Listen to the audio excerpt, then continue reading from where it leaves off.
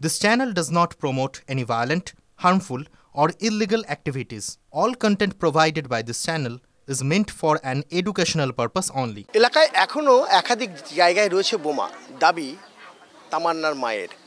Police সেইভাবে যদি বোমা উদ্ধার করে তাহলে প্রচুর পরিমাণে বোমা উদ্ধার হতে পারে, আর সেই বোমা উদ্ধার করুক এবং সন্ত্রাসমুক্ত করুক এই কালীগঞ্জ।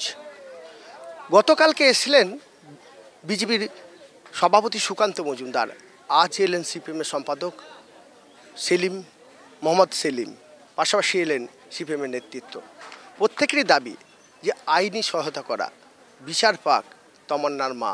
এবার বাড়ি পাড়া সবাই তো তাই বলছে যে পুলিশের প্রশ্রয়ই এই মুলুন্দি গ্রামে এবং এরকম বাংলার অসংখ্য গ্রামে শহরে তৃণমূলী গুন্ডা, বদমাই, শয়তান, জানোয়ার যাই নাম দেওয়া হোক, ওর মায়ের ভাষা নিয়ে আমি বলছি, তারা এরকম মুক্তাঞ্চল তৈরি করেছে।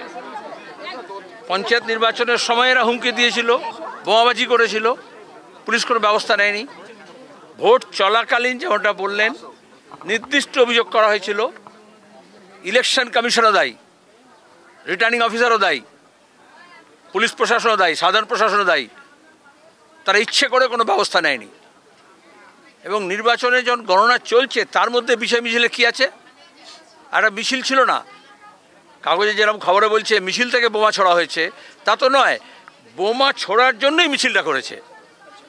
এখানে যা দেখলাম আমরা এই গ্রামে এসে, পাড়ায় এসে, এখানে তো মিছিল আসার কথা নয়। এটাকে মিছিলের কোনো রুট হতে পারে? অপদার্থ পুলিশ, এখন এত এত পুলিশ আছে, আমরা সভা করবো, কত পুলিশ আছে, তাহলে ওখানে পুলিশ কী করছিল? জানে এটা আগে থেকে কমপ্লেন আছে, তাহলে ভোটের আগের দিনই তো এদেরকে ধরে নেওয়ার কথা। গোটা রাজ্য জুড়ে কত শিশু এরকম বোমা আঘাতে মারা গেছে, অ্যাক্সিডেন্টালি মারা গেছে, বোমা ছুঁড়ে মারা গেছে, এবং এই অস্ত্র ব্যবহার করা হয়। সব অপরাধীকে গ্রেপ্তার করতে হবে, একটা দুটো করে ধরা পড়ছে। তাদেরকে যেমনটা পুলিশ করে সেরকম ছানবিন করে, ট্রিটমেন্ট করে সব নাম উদ্ধার করতে হবে। কিন্তু এখনও এই কদিন হয়ে গেল, এখনও স্যানিটাইজ করা হয়নি গোটা গ্রামকে। আপনি এখানে যে আছেন যে বোমা ফাটবে না তার গ্যারেন্টি কী আছে? তাহলে সব বোমা উদ্ধার করা হলো না। মা বলছে 2 বস্তা ধরে বোমা নিয়ে আসছিল, তো কয়েকটা বোমা ফাটলো, বাকি পুলিশ তো ততগুলো বোমা উদ্ধার করলো না যেটা নিয়ে এসছিল, যেটা ঘরে মাঠে আছে। আর তৃণমূলের জানোয়ারদের শিক্ষা হয় না? কত তৃণমূলের নেতা মারা গেছে, কর্মী মারা গেছে এই বোমা বাঁধতে গিয়ে আর বোমা স্টকে রাখতে গিয়ে নিজের বাড়িতে।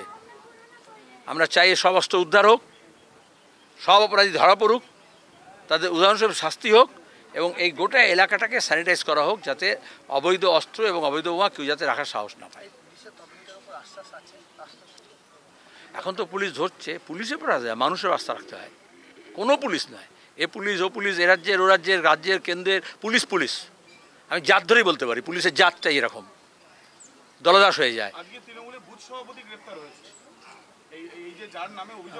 কিন্তু অঞ্চল সভাপতি, ব্লক সভাপতি, জেলা সভাপতি, গোটা দেশের সভাপতি, রাজ্যের সভাপতি কম আছে?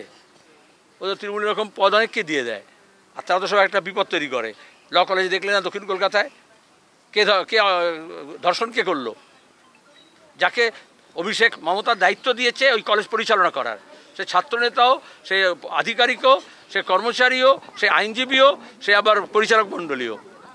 এইভাবেই ক্ষমতার কেন্দ্রীভূত করেছে বলেই পিসি ভাইপো এরকম অসংখ্য গাওয়াল শেখ জন্মাচ্ছে পাড়ায় পাড়ায়, আর তাদেরকে মস্তান বানানো হচ্ছে।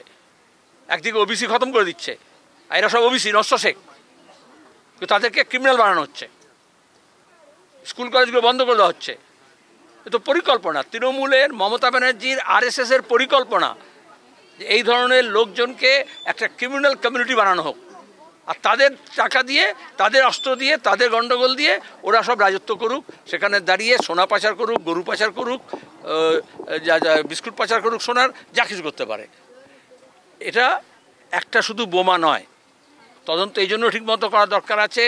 একটা থেকে আর একটা বেরোবে, বোমা থেকে অস্ত্র, অস্ত্র থেকে খুনি, খুনি থেকে তার সাঙ্গপাঙ্গ, তার সাঙ্গপাঙ্গ থেকে কোথায় তারটা কার সঙ্গে জড়ানো আছে সবটা বেরোবে। ওই জন্য আমরা পূর্ণাঙ্গ তদন্ত চাই।